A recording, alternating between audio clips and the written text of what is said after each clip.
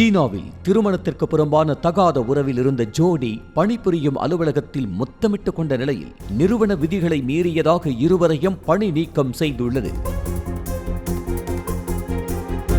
சிஜுவான் மாகாணத்தில் அமைந்துள்ள ஒரு மருந்து நிறுவன அலுவலகத்தில் வேலை பார்த்து வரும் லியூ என்பவருக்கு திருமணமான நிலையில் தன்னோடு ஒன்றாக பணிபுரியும் திருமணமான சென் என்ற பெண்ணுடன் பழக்கம் ஏற்பட்டு நாளடைவில் இருவருக்கும் இடையே கள்ளக்காதலாக மாறியுள்ளது.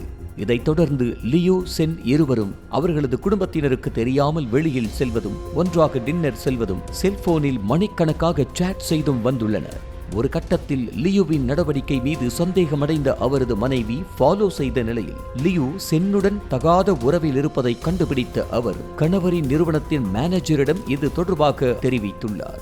இந்த சம்பவம் பூதாகரமாக வெடிக்க நிறுவனத்தினர் எச்சரித்துள்ளனர். தொடர்ந்து லியூ பணிக்கு செல்லாமல் விடுப்பு எடுத்து வீட்டிலேயே இருந்ததாக சொல்லப்படுகிறது. இதையடுத்து கள்ளக்காதல் விவகாரம் முடிவுக்கு வந்த நிலையில் மீண்டும் நிறுவனத்திற்கு பணிக்கு சென்ற லியூ திரும்பவும் சென்னுடன் உறவை தொடர்ந்துள்ளார். இந்த நிலையில் சம்பவத்தன்று லியுவும் சென்னுவும் பணி முடிந்து மாலை வேளையில் நிறுவனத்திலேயே தனிமையில் சந்தித்துக் கொண்ட போது இருவரும் முத்தமிட்டுக் கொண்டதாக சொல்லப்படுகிறது. இதனை பார்த்த சிலர் நிறுவனத்தின் மேனேஜரிடம் கூற பிரச்சனை பெரிதாகி நிறுவனத்தின் விதிகளை மீறியதாக கூறி லியூ மற்றும் சென்னாவை பணி நீக்கம் செய்தது.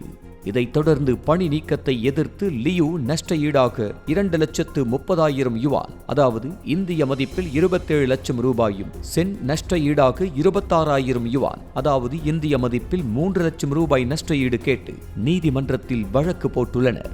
வழக்கை விசாரித்த நீதிபதி லியூ சென்னின் வாதம் ஏற்றுக்கொள்ளக்கூடியதாக இல்லாத நிலையில் நீதிமன்றம் வழக்கை தள்ளுபடி செய்து உத்தரவிட்டது.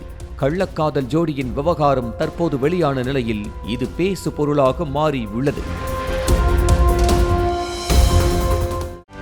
செய்திகளை உடனுக்குடனும் துல்லியமாகவும் தெரிந்து கொள்ள சப்ஸ்கிரைப் பண்ணுங்க.